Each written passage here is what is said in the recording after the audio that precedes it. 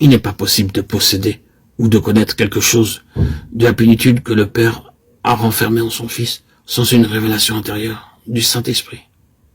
Il faut un miracle accompli par le Saint-Esprit en chaque homme et en chaque femme pour qu'ils puissent comprendre quelque chose de ce que Dieu a renfermé en Christ. Cela résume l'évangile de Jean, car au centre de cet évangile, nous trouvons un homme aveugle de naissance. Il n'a jamais vu.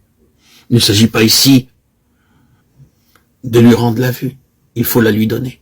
C'est la première chose. Il va y avoir pour cet homme un monde entièrement nouveau, malgré tout ce qu'il aura pu soupçonner ou supposer ou imaginer, ou malgré tout ce qu'on lui aura dépeint. Le fait de voir va être pour lui un nouveau commencement. Ce sera un miracle absolu qui produira un monde absolument nouveau. Et toutes ces conjonctures sur ce que ce monde contenait et était seront prouvées avoir été bien inadéquates lorsqu'il verra réellement. Il est impossible de voir avant que le miracle soit accompli en nous. Premièrement, Dieu a renfermé tout ce qui est de lui-même en son Fils. Deuxièmement, personne ne peut rien connaître de Dieu autrement que par une révélation. Nul ne connaît le Fils si ce n'est le Père, et nul ne connaît le Père si ce n'est le Fils, et celui auquel le Fils aura voulu le révéler. Matthieu 11, 27. La révélation n'a pas été donnée que par le choix du Fils. Il y a une troisième chose, c'est que Dieu garde toujours lié à des situations pratiques la révélation de lui-même en Christ. J'aimerais que nous saigissions bien cela. Dieu garde toujours lié à des situations pratiques la révélation que nous avons de lui-même en Christ. Vous et moi, frères et sœurs en Christ, mes chers bien-aimés auditeurs, auditrices, nous ne pourrons jamais avoir une révélation à moins qu'elle nous soit nécessaire. Nous ne pouvons pas la recevoir comme une simple information. Ce serait une information, ce ne serait pas une révélation. Nous ne pouvons pas l'obtenir par l'étude. Lorsque l'Éternel donna la manne dans le désert, le symbole du Christ, le pain descendu du ciel, il précisa très fortement le fait qu'il ne fallait pas en recueillir un seul fragment de plus que le strict nécessaire pour les besoins de la journée.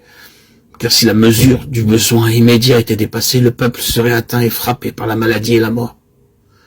Le principe, la loi de la manne, c'est que jamais nous ne recevrons une révélation comme un simple enseignement, une doctrine, une interprétation, une théorie, ou quelque chose qui soit simplement une chose. Cela signifie que Dieu nous placera, vous et moi, dans des situations où seule la révélation de Christ pourra nous aider et nous sauver. Nous remarquons que les apôtres sur la révélation pour l'Église dans des situations pratiques. Ils ne se réunirent jamais autour d'une table dans une sorte de conférence, de la table ronde, pour élaborer un programme de doctrine et de pratiques religieuses pour les églises. Ils se mirent à leur travail et se trouvèrent bientôt en présence d'une situation désespérée. Et c'était dans une situation qui les pressait, souvent jusqu'au désespoir, qu'ils criaient à Dieu et recevaient la révélation nécessaire. Le Nouveau Testament est la chose la plus pratique qui soit, parce qu'il est issu de situations pressantes. Le Seigneur donnait la lumière nécessaire à une certaine situation.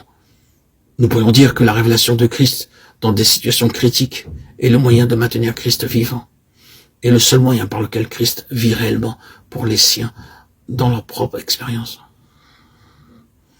Or, mes bien-aimés, c'est là la raison pour laquelle le Seigneur nous garde dans des situations qui sont dures, réellement dures. Le Seigneur ne veut pas que nous restions dans des lignes théoriques en ce qui concerne la vérité, ni dans des lignes techniques. Oh, évitons la technique comme une chose en soi. Mais reconnaissons ceci. Bien que le Nouveau Testament contienne une technique, nous ne pouvons pas simplement en extraire la technique sans l'appliquer. Il nous faut entrer dans des situations pareilles à celles du Nouveau Testament pour avoir une révélation du Christ qui réponde à cette situation. C'est pourquoi la voix du Saint-Esprit à notre égard consistera à nous conduire dans des conditions et des situations et des besoins vivants et actuels dans lesquels seule une connaissance nouvelle du Seigneur Jésus pourra être notre délivrance, notre salut, notre vie, pour nous donner ensuite